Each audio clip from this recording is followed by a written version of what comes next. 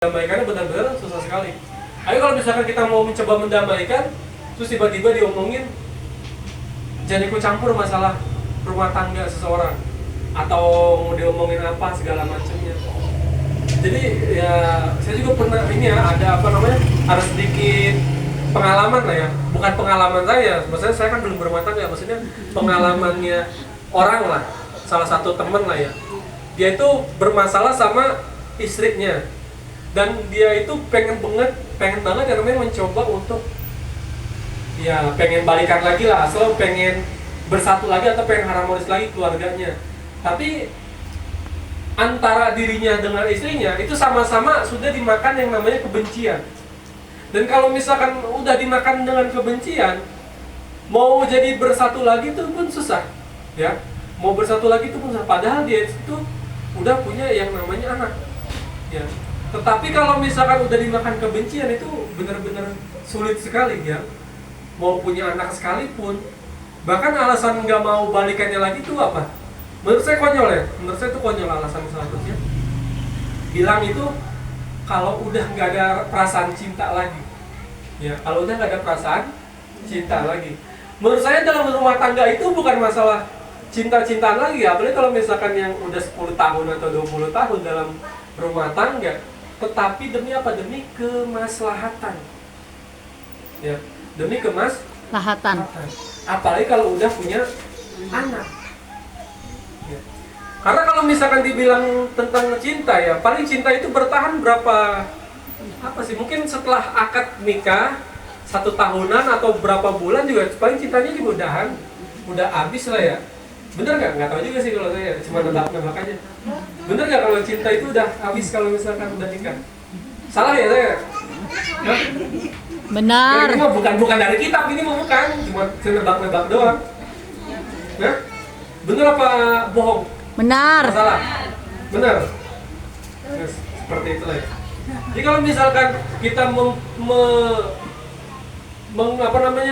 menguatkan atau bertahan dalam rumah tangga atau berumah tangga karena dasar cinta, pasti nggak bakal bertahan lama.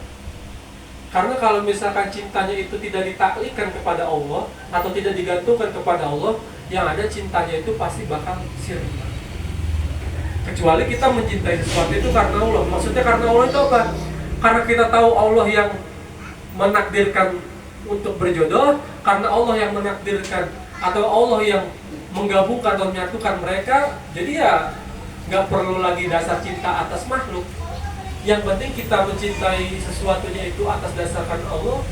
Insya Allah semua masalah apapun itu tidak akan ada menjadi masalah yang berat. Itu yang pertama. Yang kedua, hukumnya bisa menjadi wujubul ainan fiha giman ta'ayyana lahu fiha. Hukumnya bisa menjadi fardu ain atau wajib wajib, benar-benar wajib yang per individu kalau udah dipilih sama orangnya, ya. Kalau udah dipilih sama orangnya. Contoh, misalkan ada 2 orang yang bermasalah, terus 2 orang bermasalah ini sepakat bahwasanya nunjuk seseorang buat menyelesaikan permasalahannya. Nah, orang yang ditunjuk ini wajib untuk menyelesaikan atau untuk menjadi yang namanya pemisah atau penegak daripada yang namanya hukumnya itu sendiri. Itu kalau misalkan ditunjuk. Jadi kalau misalkan ibu-ibu ditunjuk untuk menjadi penengah, itu kalau misalkan orang yang benar-benar percaya dalam suatu masalah itu ditunjuk kepada ibu-ibu semua, maka ibu itu harus wajib untuk menyelesaikan masalah tersebut, ya. Maka hukumnya wajib kalau sudah ditunjuk.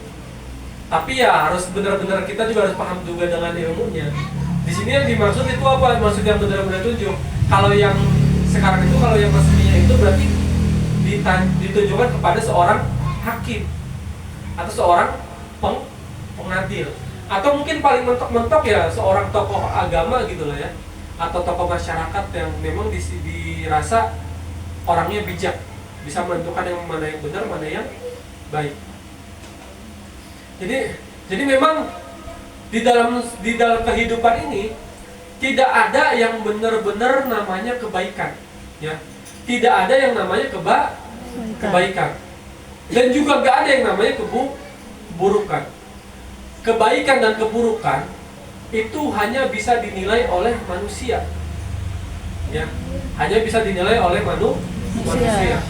Sedangkan yang benar-benar ada di dalam dunia ini adalah kebenaran.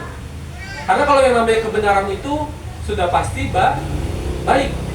Tapi kalau misalkan yang namanya baik belum tentu benar.